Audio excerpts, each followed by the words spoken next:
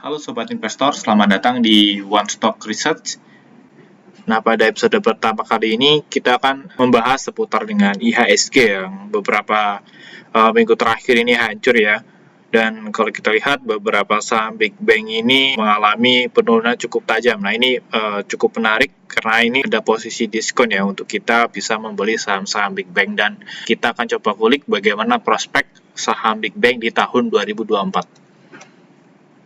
Nah, kalau kita lihat terlebih dahulu ya dari market kita sendiri. Nah, market kita sendiri sekarang sedang di posisi itu ya, bearish ya. Kalau kita lihat sekarang market kita ini ada membentuk pola bearish. Oke, kita lihat ya market kita dalam 1 tahun terakhir ya, khususnya di tahun 2003 sampai ke tahun 2024, sebenarnya semenjak kuartal kedua ya di tahun 2023 ini sempat mengalami kenaikan sampai di akhir kuartal 1 di tahun 2024. Cuman kalau kita lihat setelah April sendiri, kita lihat IHSG ini mengalami selling pressure yang cukup tinggi. Nah, hal ini disebabkan oleh beberapa faktor yang akan kita coba bahas di slide-slide yang akan datang. Nah, kalau kita ngomongin secara teknikal, IHSG sendiri sekarang sudah membentuk pola dari double top ya. Pola double top, dan kita lihat supportnya sendiri udah di break. Dan untuk target dari pola double topnya sendiri itu di kisaran 6.800. Dari segi performa sendiri, IHSG dalam 10 tahun terakhir, kalau kita lihat setiap bulan Januari, Februari, Maret ini cenderung mengalami kenaikan ya. Ini probabilitas kenaikannya mencapai 70% sampai 60%. Dan di bulan April ini sebenarnya cukup bagus ya, ini 60%, cuman kalau kita lihat di bulan Mei ini probabilitas untuk kenaikan IHSG ini cuma 40%. Jadi setiap bulan April dan Mei ini IHSG ini akan cenderung untuk mengalami penurunan, dan IHSG akan mulai naik lagi itu biasanya di kisaran bulan Juli, Agustus, dan di akhir tahun yaitu di bulan Desember. Terus apa aja sentimen yang menghantui IHSG pada beberapa minggu terakhir? Nah, kalau kita lihat saham-saham perbankan ya, dalam 1 atau 3 tahun terakhir ini mengalami kenaikan yang cukup signifikan. Nah, kenaikan ini dikarenakan adanya proyeksi ya dari laba perbankan. Kalau kita lihat dari tahun 2021, 2022, 2023 ini rata-rata double digit semua. Dan khusus di tahun 2024 ini udah mulai normal ya, yaitu laba perbankan itu di kisaran rata-rata 10%. Nah, ini mengalami tren penurunan yang cukup tajam kalau kita lihat dari tahun 2021 dengan rata-rata 53%, setelah itu turun di 49%, terus lanjut penurunan 22%, dan di tahun 2024 kalau kita lihat berdasarkannya sendiri proyeksi laba dari BRI di tahun 2024 itu kisaran 13%, Mandiri ini proyeksi labanya cuma 5%, dan untuk BBCA proyeksi labanya sendiri kisaran 10%, dan BNI ini proyeksi labanya 14%. Ini hampir sama ya sama dengan tahun 2023, dan terakhir BRIS ya, ini proyeksi labanya 17%. Nah, selain dari normalisasi dari perbankan ya, kalau kita lihat inflasi ya, lagi-lagi inflasi di US ini belum terkendali ya, karena kalau kita lihat beberapa data terakhir, inflasi di US ini bukannya malah menurun, justru malah naik. Ini data terakhir ya di bulan Maret kemarin. Inflasi dari US sendiri mengalami kenaikan ya, dari konsensusnya itu cuma 3,4, ternyata rilisnya secara aktual itu 3,5%. Dan untuk data spending tertingginya itu kalau kita lihat spending on interest-nya itu cukup tinggi ya. Ini data dari Peter Patterson. Ini menunjukkan kalau misalnya spending orang US itu paling banyak itu di bunga. Jadi mereka ini banyak membayar itu di sewa ya, sewa apartemen, sewa rumah, dan selanjutnya itu di medical. Nah, karena data dari inflasi US ini yang belum membaik ya, dari awalnya kita ini berharap suku bunga ini akan dipangkas di bulan Juni, tapi ternyata dengan rilisnya data inflasi yang belum mengalami penurunan, nah ini mengakibatkan proyeksi pemangkasan suku bunga yang seharusnya ini bulan Juni, ini diundur lagi di bulan September.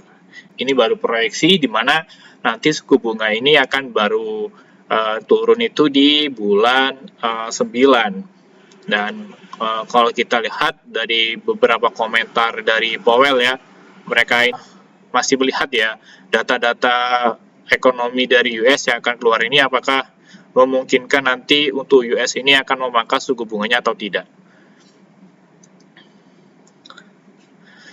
Nah, efek dari penahanan suku bunga ya yang dilakukan oleh The Fed atau BI-nya US ini akan mengakibatkan aliran dana yang awalnya di emerging market atau di market kita ya, khususnya di Indonesia, ini keluar balik ke US karena ketika suku bunga ini tahan cukup lama, biasanya itu yield obligasi dari US sendiri itu akan mengalami kenaikan ya. Nah, ini ketika yield obligasinya udah mulai menarik, nah para foreign investor ini biasanya akan menarik dananya dari emerging market khususnya di IHSG untuk dipindahkan balik ke market US. Nah, ini akibatnya ketika investor asing ini net selling, akibatnya itu beberapa perbankan ini mengalami penurunan cukup tajam karena saham yang cukup liquid ya untuk di net sell itu ya perbankan.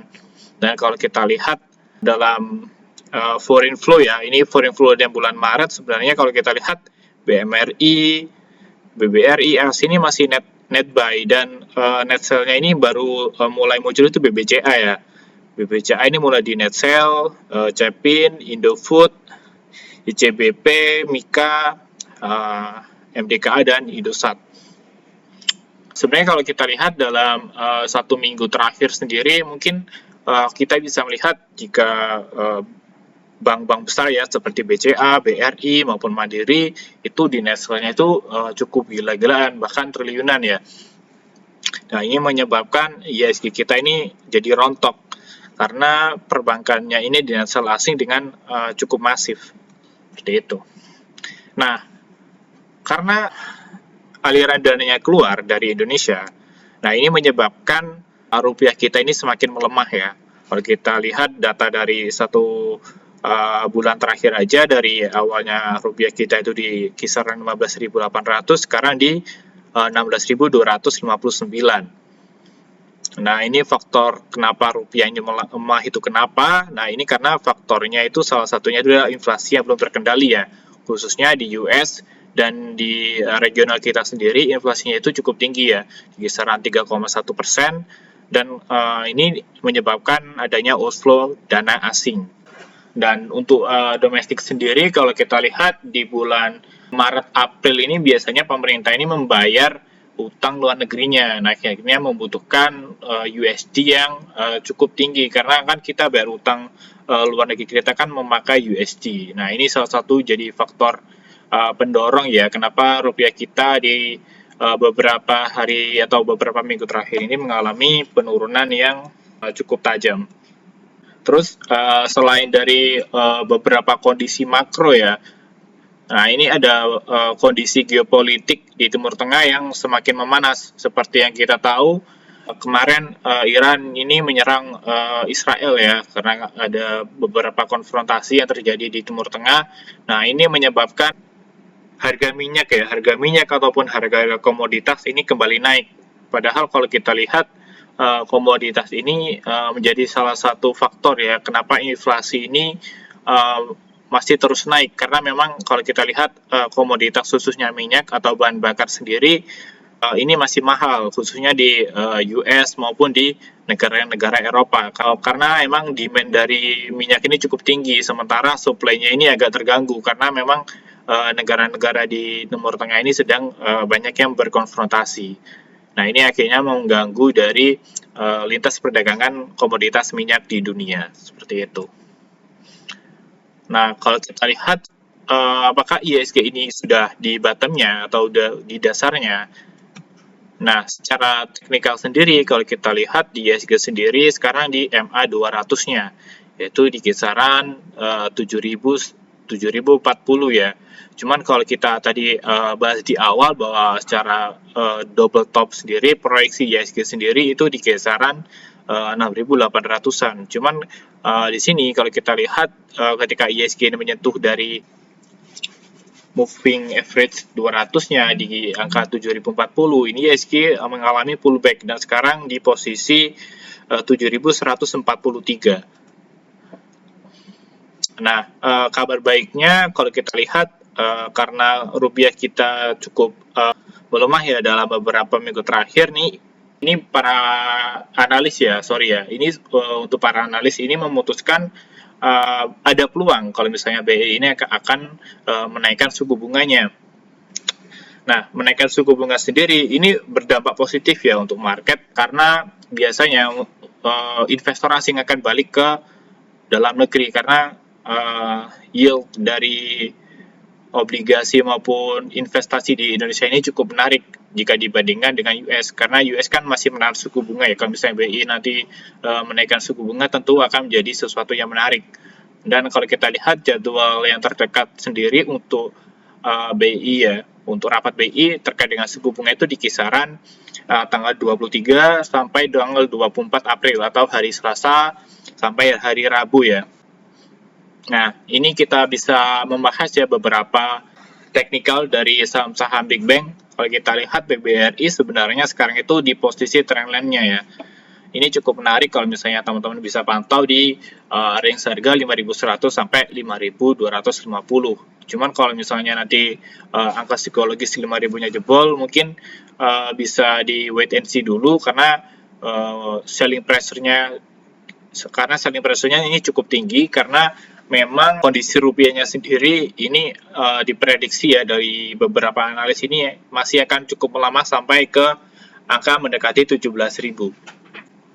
Nah, ini BBCA juga sebenarnya untuk saham-saham Big Bang seperti BBCA, BBRI, BNI maupun Mandiri secara teknikal ini udah mendekati support trendline-nya semua ya. Cuman kalau misalnya kita lihat dalam beberapa hari terakhir ini selling pressure di IHSG ini masih belum reda. Cuman sebagai seorang investor ataupun seorang trader di bursa saham, setiap momen-momen saham menyentuh support ini menjadi sebuah peluang untuk kita bisa membeli saham dan memanfaatkan kenaikannya seperti itu. Nah, ini BBNI juga. Nah, ini BBNI juga nyentuh support trendline-nya ya dan sempat mantul juga. Nah, ini cukup menarik kalau misalnya kita dapat di area trendline-nya ini bisa dapat cuan sampai 3-4%. Nah, ini Bank Mandiri ya, hampir menyentuh support trendline-nya, cuman kalau kita lihat sebelum nyentuh support trendline dia udah naik lebih dulu, seperti itu. Nah, dengan data-data yang tadi kita coba ulas ya, kira-kira Big Bang ini apakah sudah waktunya untuk rebound? Nah, untuk saya pribadi, saya melihat bahwa Big Bang ini ada potensi rebound. Yang pertama itu karena memang iya Big Bang ini kalau kita lihat secara teknikal memang dia udah nyentuh beberapa udah nyentuh trendline-nya dan beberapa yang mendekati area trendline-nya dan ini cukup menarik. Biasanya ketika saham ini menyentuh trendline-nya biasa ada rejection ya. Ada rejection dan sahamnya biasanya rebound. Nah, yang kedua, kalau kita lihat suku bunga BI terdekat itu adalah tanggal 23 dan tanggal 24 yang tadi kita bahas. Nah, ketika suku bunga BI ini dinaikkan, ini biasanya dana asing akan balik lagi ke Indonesia. Nah, dana asing yang balik ke Indonesia sendiri itu biasanya akan dibelikan saham-saham Big Bang. Dan kalau kita lihat beberapa hari terakhir ya, ini ada laporan keuangan khususnya saham BCA ya, kemarin udah rilis dan labanya tumbuh 2 digit di kuartal 1 dan sahamnya hari ini pun naik 3%-an dan kita harap beberapa saham Big Bang lainnya seperti BRI, BNI maupun Mandiri akan ngikutin pertumbuhan laba dari BBCA dan menurut saya Hal ini akan mungkin terjadi karena saham perbankan di Indonesia ini cukup resilient ya dengan kondisi ekonomi yang saat ini. Nah, cukup sekian dari saya, mungkin itu aja. Terima kasih untuk menonton, jangan lupa subscribe di One Stock Research. Oke, sampai jumpa.